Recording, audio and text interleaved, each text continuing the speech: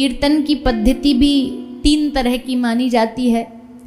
एक होती है व्यास पद्धति, एक होती है नारद पद्धति और एक होती है हनुमंत पद्धति। 3 तरह का कीर्तन होता है। व्यास पद्धति क्या है?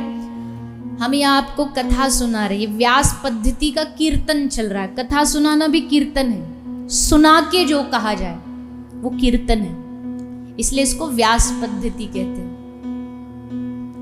एक होती है नारद पद्धति। नारद पद्धति में क्या होता है? बोले मुख से बोल करके गा बजा के जो किया जाता है वो कीर्तन नारद पद्धति का होता है। मुख से गा करके, उसमें वाद्य बजते हैं, ढोलक मृदंग सब बजता है। और तीसरी होती है हनुमंत पद्धति। ये कैसी है? बोले इसमें गाना तो होता ही है, पर गाने के साथ साथ में इसमें मन इतना तीव्र उद्वेग ले लेता है कि गाते गाते दोनों हाथ उठा करके भक्त क्या करता है? नृत्य करने लगता है। हरि हरि कहे प्रभु गमन करीला, कृष्ण बोली उठी व्याघ्र नाचीते लागीला। जैसे कृष्ण कृष्ण जोर से हरि नाम संकीर्तन होता तो महाप्रभु दोनों हाथ उठा करके हरि बोल हरि बोल हरि बोल करते करते नाचने लग जाते, नृत्य करने लग जाते। तो जहां गाना भी हो और वादन भी हो और नृत्य भी हो वो है हनुमंत पद्धति। क्योंकि श्री हनुमान जी महाराज बस गाते ही गाते नहीं, नाचते भी हैं। ठुमका लगा लगा करके श्री हनुमान जी नाचते हैं, खूब बढ़िया नृत्य करते। पर ऐसे नहीं नाचते कॉमेडी वाला जो जागरण वाले दिखाते, वो तो बड़ा भद्दा नाचते, वो तो अनुशासनहीनता है। ऐसे हनुमान जी को प्रस्तुत नहीं करना चाहिए। हनुमान जी नाचते तो एकांत में नाचते। कभी समय हो ना तो अकेले में भगवान के लिए नाच के देखना, अकेले में भगवान के लिए नृत्य करके देखना, संसार के सामने नहीं। क्योंकि संसार के सामने तो संसार वाले देखते हैं, रीझते हैं, हाँ बड़ा बढ़िया नाचता, क्या ताल है, क्या अदाएं हैं नाचने की। और यहाँ तो पूरा ताल में भी नाचना पड़ता है, राग में नाचना पड़ता है, पर भगवान के सामने तो अनुराग में नाचना पड़ता है। वहाँ ताल वाद्य ये सब नहीं होता। वहाँ जब भगवान के लिए कोई अकेले में नृत्य करता है और श्री ठाकुर जी को रिझाता है, उसका आनंद ही अलग है। अकेले में कभी नाच के बंद कमरा, कोई देखे ना, नहीं तो देखेगा तो कोई पागल समझेगा, या अकेले कमरा में बंद करके काहे कोई मटक रहा है। पर भगवान के लिए जब एकांत में और तीव्र भाव जब जागे, क्योंकि जब संकीर्तन होता है ना तो उसमें एकदम भाव जागृत हो जाता है भक्त का। भाव जागते जागते वो थोड़ा सा जैसे दूध उफान ले लेता है, वैसे ही जब एकदम भाव उफान लेता है तब नृत्य चालू होता है। अच्छा, ये कई लोग आपने देखा होगा, कथा सुनते हो या कोई कीर्तन चल रहा तो उनको माता चढ़ जाती है, चढ़ती है कि नहीं? छत्तीसगढ़ में तो और भी ज्यादा चढ़ती है। हमारी एक कथा हुई थी रायपुर के पास में, तो वहाँ कथा होती थी, ग्रामीण क्षेत्र ही था, तो वहाँ रात को फिर ऐसे ही मेला लगता था, मतलब रात को फिर कुछ होता था। तो गए नहीं, पर हमको ऐसे साथ वाले जो वहाँ रुके हुए थे उन्होंने भेजा वीडियो भेजा। तो जैसे रात होती कीर्तन चालू होता, पंडाल में जितने आते सब झूमने लग जाते, सबको मैया चढ़ जाती, झूपत झूपत कुछ ऐसे गाते थे, है? हाँ, माता का ही कोई गीत था, शायद नवरात्रि चल रही थी उस समय। सबको मैया चढ़ती, सब हटो हटो, पीछे से सब लड़कियां भागती भागती आती, सबको मैया चढ़ी, बाल फैले हुए एकदम। अब कोई भैया हमसे पूछे, हम किसी का विरोध नहीं कर रहे, ये तो सबका अपना अपना भाव है, पर हमको ऐसा हमारा मानना है कि देवी कभी किसी के शरीर में नहीं आती। आती तो ये बताओ, ये देवी ही क्यों आती है मैयाओं को? ये पुरुषों को भैरव बाबा क्यों नहीं चढ़ते? ये सारी देवियां मैयाओं पर ही क्यों चढ़ती हैं? क्यों नहीं आ सकती देवी शरीर में? ले हम इसलिए ये बात कह रहे हैं, इसलिए नहीं आ सकती क्योंकि एक बार जिसके शरीर में दिव्य शक्ति प्रवेश करे ना, पहली बात तो मलमूत्र के शरीर में दिव्य शक्ति कैसे आएगी? जैसे भगवान को देखने के लिए दिव्य दृष्टि चाहिए होती है, इन आंखों से नहीं देख सकते, वैसे कोई देवता हम में प्रवेश करे उसके लिए ये मलमूत्र भरा गंदा शरीर इसमें थोड़ी आ सकता है। और उसके शरीर में देवी आएगी जिसका हृदय निर्मल हो। कौन है इस दुनिया में जिसका चित्त निर्मल हो, जिसमें छल कपट ना हो, जो झूठ ना बोलता हो? ऐसे थोड़ी कहीं भी किसी के शरीर में कोई देवता आ जाएगा। देव ये ज्यादातर देवियों वालों को ही आती है। राधा रानी किसी में नहीं चढ़ती कभी, ठाकुर जी कभी किसी में नहीं चढ़ते।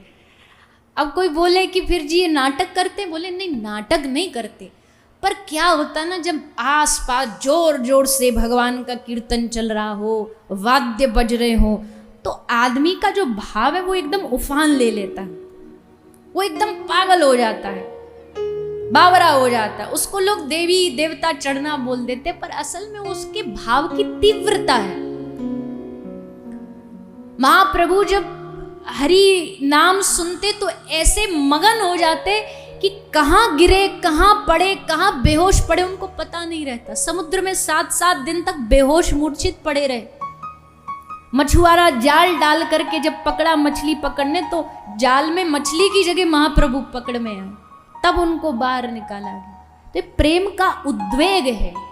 प्रेम जब चरम पर पहुंच जाता है तब दोनों चीज चालू होती है, गायन, नर्तन, रुदन, ये सब प्रेम के लक्षण हैं।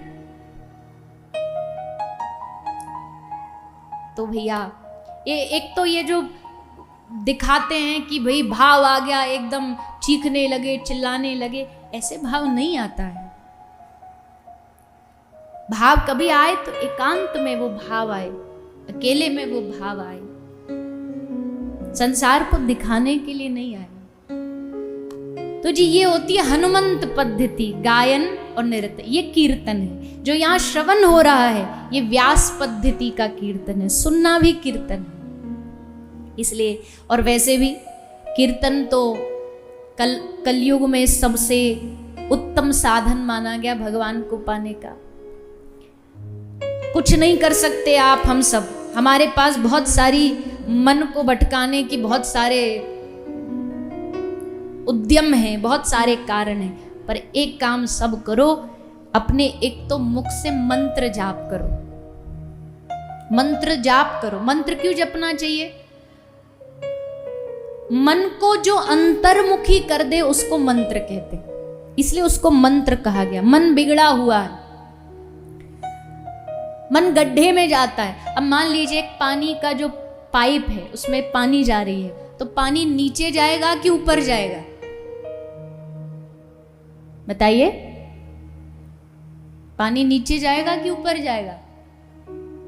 जो नेचुरल प्रोसेस है उसमें तो नीचे जाएगा पानी, पर अब अगर उसे ऊपर पहुंचाना हो तो